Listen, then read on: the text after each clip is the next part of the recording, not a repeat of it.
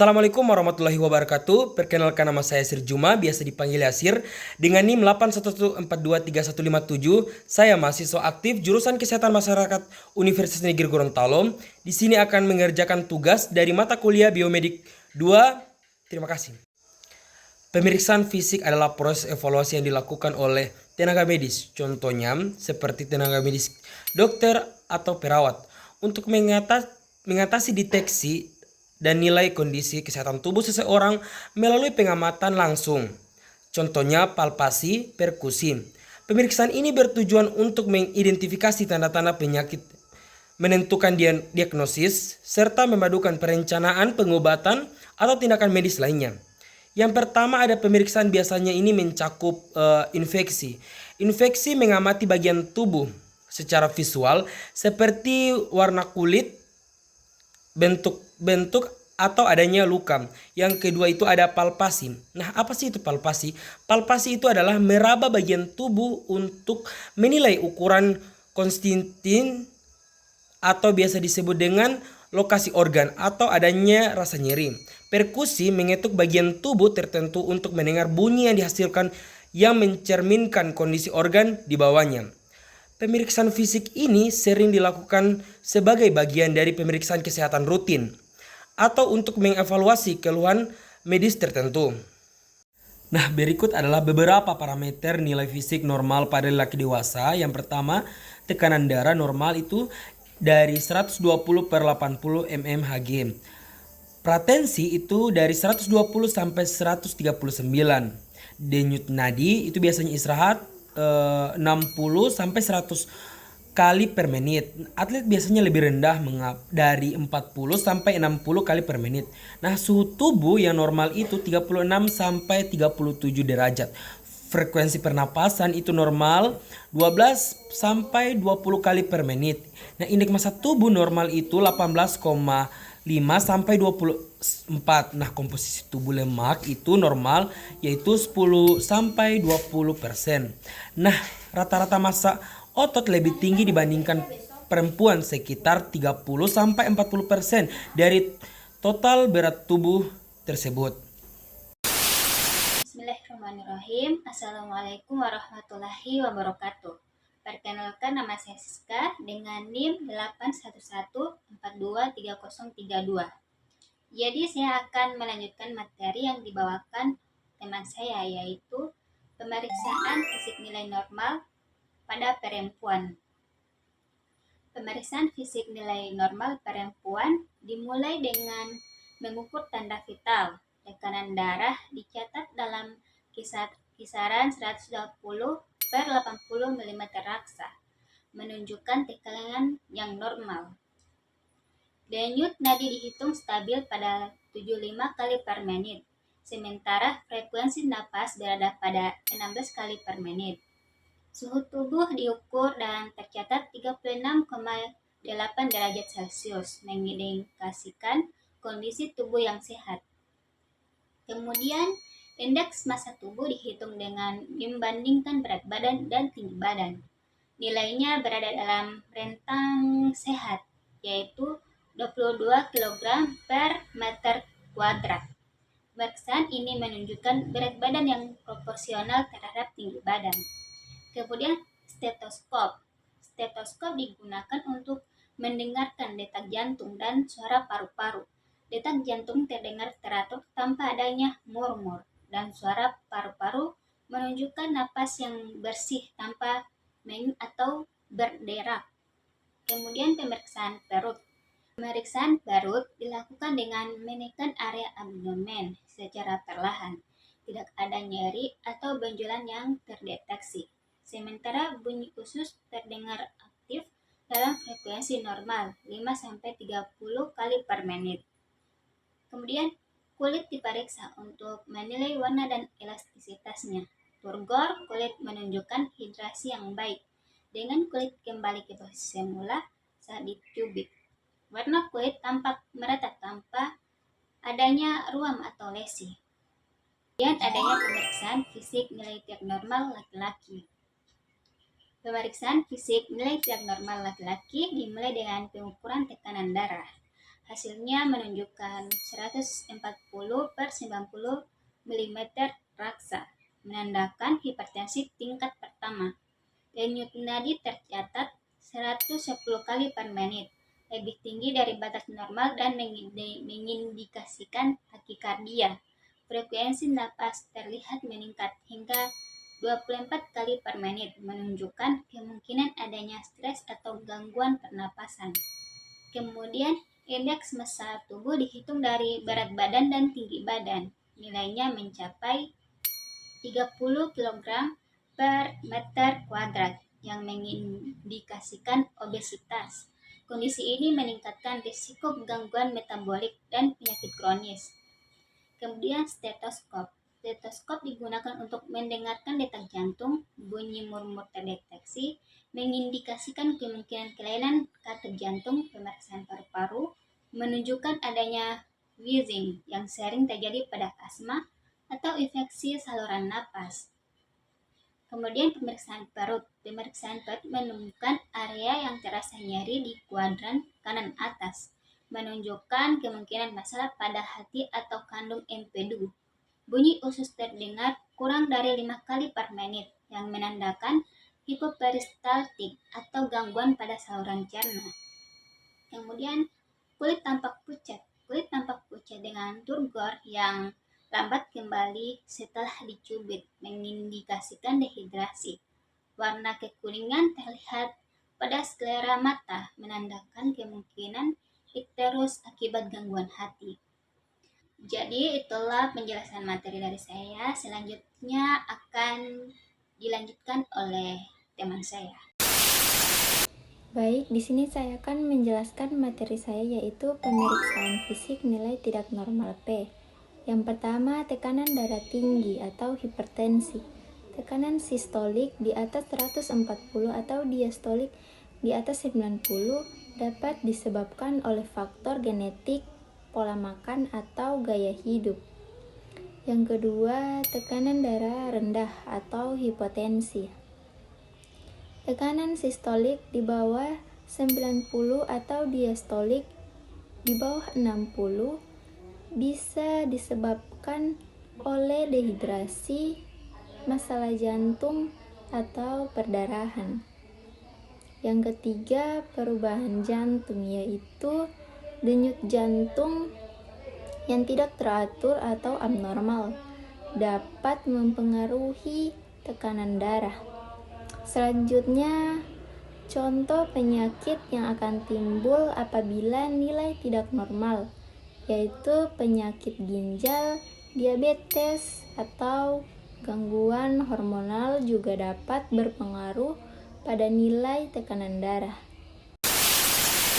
Assalamualaikum warahmatullahi wabarakatuh. Perkenalkan, nama saya Maldah Rasid dengan NIM 811423058. Jadi saya di sini akan menjelaskan apa itu penyakit diabetes. Diabetes itu penyakit kronis yang terjadi ketika tubuh tidak mampu mengatur kadar gula darah akibat gangguan produksi atau fungsi insulin. Akibatnya, kadar gula darah meningkat dan dapat memicu berbagai komplikasi seperti kerusakan pembuluh darah, saraf, dan organ vital. Diabetes ada bermacam-macam tipe, yaitu yang diabetes tipe 1. Diabetes jenis ini biasanya muncul pada usia muda di bawah 40 tahun, tetapi dapat juga terjadi pada berbagai usia. Penanganannya itu adalah dengan pemberian suntikan insulin dan pengaturan pola makan. Kemudian yang kedua ada diabetes tipe 2. Biasanya muncul pada orang-orang yang berusia di atas 40 tahun.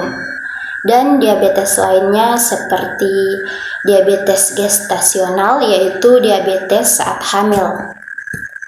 Mendeteksi diabetes dapat dilakukan dengan pemeriksaan gula darah. Adapun jenis pemeriksaan gula darah ada beberapa, yaitu yang pertama glukosa darah puasa atau gula darah puasa, bisa disingkat dengan GDP. Secara metode bisa dilakukan dari pengambilan darah vena maupun pengambilan darah kapiler. Tapi ada persyaratan bahwa orangnya ini harus puasa dulu. puasa minimalnya itu 8 jam. Jadi dalam waktu 8 jam tidak boleh ada asupan kalori apapun. Jadi air mineral yang 0 kalori masih bisa dikonsumsi. Kadar gula darah puasa yang normal itu dalam bentuk rentang dari 70 sampai 99 mg per desiliter. Kemudian yang kedua ada pemeriksaan glukosa darah sewaktu atau gula darah sewaktu yang bisa disingkat dengan GDS. Kalau GDS ini tanpa puasa. Pemeriksaannya juga sama, bisa dari kapiler dan juga dari vena. Normalnya itu juga dalam bentuk rentang yaitu dari 70 sampai 139 mg per desiliter. Di luar dari itu berarti masuk dalam kategori tidak normal. Kemudian yang ketiga ada pemeriksaan hemoglobin A1C. Jadi alatnya itu terstandar dan harus dicek di laboratorium khusus. Dan sampelnya itu diambil dari darah vena. Kadar normalnya itu bukan dari bentuk rentang tetapi ada cut off-nya. Jadi normalnya adalah HbA1c kurang dari 5,7%. Nah, itu adalah klasifikasi gula darah normal berdasarkan 3 jenis pemeriksaan yang berbeda. Selanjutnya akan dilanjutkan oleh rekan saya. Nilai normal dan tidak normal untuk perempuan dan laki-laki pada tes diabetes tidak jauh berbeda, tetapi ada perbedaan pada nilai referensi untuk beberapa tes. Yang pertama, tes gula darah puasa atau fasting blood sugar. Nilai normal pada perempuan yaitu 70-99 mg. Yang kedua, tes toleransi glukosa oral atau oral glucose tolerance test. Nilai normal pada perempuan yaitu 140 mg. Yang ketiga, tes hemoglobin A1C. Tes ini mengukur rata-rata kadar gula darah dalam 2-3 bulan terakhir. Nilai normal pada perempuan yaitu 5,7%. Yang keempat, tes gula darah acak. Tes ini dilakukan kapan saja sepanjang hari tanpa memperhatikan waktu makan. Nilai normal pada perempuan yaitu 140 mg. Kemudian ada nilai tidak normal pada laki-laki. Yang pertama, tes gula darah puasa. Nilai tidak normalnya pradiabetes 100 sampai 125 mg, diabetes 126 mg atau lebih pada 2 pemeriksaan yang terpisah. Yang kedua, tes toleransi glukosa oral. Nilai tidak normalnya pada laki-laki pradiabetes 140 sampai 199 mg, diabetes 200 mg atau lebih setelah 2 jam. Yang ketiga, tes hemoglobin A1C. Nilai tidak normal pada laki-laki pradiabetes 5,7% sampai 6,4%, diabetes 6,5%. Yang keempat, tes gula darah acak. Nilai tidak normal pada laki-laki diabetes 200 mg, terutama jika disertai dengan gejala diabetes seperti sering haus, sering buang air kecil, atau penurunan berat badan yang tidak dapat dijelaskan. Penyakit yang muncul jika nilai tidak normal, yang pertama diabetes gestasional atau saat hamil, yaitu resiko bayi besar atau makrosomia dan komplikasi kehamilan. Yang kedua, infeksi urogenital, yaitu infeksi saluran kemih dan jamur vagina berulang. Yang ketiga, gangguan hormonal, yaitu resiko PCOS atau sindrom ovarium polikistik. Yang keempat, komplikasi kronis, yaitu penyakit jantung, gagal ginjal, dan kerusakan saraf atau neuropati. Jadi, nilai tidak normal mempengaruhi kesehatan reproduksi dan sistematik perempuan sehingga pemeriksaan rutin sangat penting bagi perempuan. Contoh penyakit yang akan timbul apabila nilai tidak normal pada diabetes. Yang pertama, gula darah puasa atau GDP, yaitu yang tidak normal lebih besar 126 mg atau DL diabetes. Yang kedua, gula darah sewaktu atau GDS, yaitu nilai yang tidak normal lebih besar 200 mg atau DL diabetes. Yang ketiga, HbA1c, yaitu yang tidak normal lebih besar 6,5% diabetes. Baik, Perkenalkan, nama saya Nadia Chaurnisa Samani dengan NIM 811423171. Di sini saya akan menjelaskan apa sih itu penyakit gula darah. Gula darah atau glukosa dalam darah adalah sumber energi utama bagi sel-sel tubuh kita. Glukosa dihasilkan dari proses pencernaan makanan yang mengandung karbohidrat seperti nasi, roti, dan buah-buahan. Setelah makanan dicerna, glukosa akan masuk ke dalam aliran darah dan digunakan oleh sel-sel tubuh untuk menghasilkan energi. Yang kedua ada nilai normal gula darah pada laki-laki. Bagi laki-laki dewasa yang sehat, kadar gula darah normal dapat diukur dalam beberapa kondisi. Yang pertama, gula darah puasa. Setelah tidak makan selama 8 jam, kadar gula darah yang normal adalah antara 70 hingga 100 mg per desimeter. Ini adalah kondisi di mana tubuh belum mendapatkan asupan makanan, sehingga kadar glukosa berada pada titik terendah. Yang kedua, 1 hingga 2 jam setelah makan. Kadar gula darah seharusnya kurang dari 140 mg per desimeter. Setelah makanan, tubuh memecah karbohidrat menjadi glukosa yang akan masuk ke dalam aliran darah. Nah, yang ketiga, sewaktu. Kadar gula darah sewaktu atau tanpa memperhatikan waktu makan sebaiknya kurang dari 200 mg per desiliter. Jika angka ini lebih tinggi, bisa menjadi tanda adanya masalah kesehatan. Menjaga kadar gula darah adalah rentang normal sangat penting untuk mencegah komplikasi kesehatan seperti diabetes mellitus. Nah, yang kedua, nilai normal gula pada perempuan. Yang pertama, nilai gula darah untuk perempuan dewasa mirip dengan laki-laki, dengan beberapa rincian sebagai berikut. Yang pertama ada gula darah puasa. Seperti laki-laki, kadar gula darah puasa pada perempuan juga berkisar antara 70 hingga 100 mg per desimeter. 1 hingga 2 jam setelah makan, nilai normalnya adalah kurang dari 140 mg per desiliter, sama seperti pada laki-laki. Yang ketiga, sewaktu. Kadar gula darah sewaktu juga seharusnya kurang dari 200 mg per desiliter. Jika kadar ini lebih tinggi, perlu dilakukan pemeriksaan lebih lanjut. Perempuan juga harus memperhatikan pola makan dan gaya hidup untuk mencegah kadar gula darah tetap stabil. Baik, perkenalkan nama saya Asrin Jumuli dengan NIM 811423085. Di sini saya akan menjelaskan tentang nilai tidak normal kadar gula darah pada laki-laki dan perempuan serta penyakit yang mungkin akan timbul karena gula darah yang tidak normal. Nah, pada laki-laki, gula darah yang normal itu berkisar antara 70 sampai 110 mg per desiliter.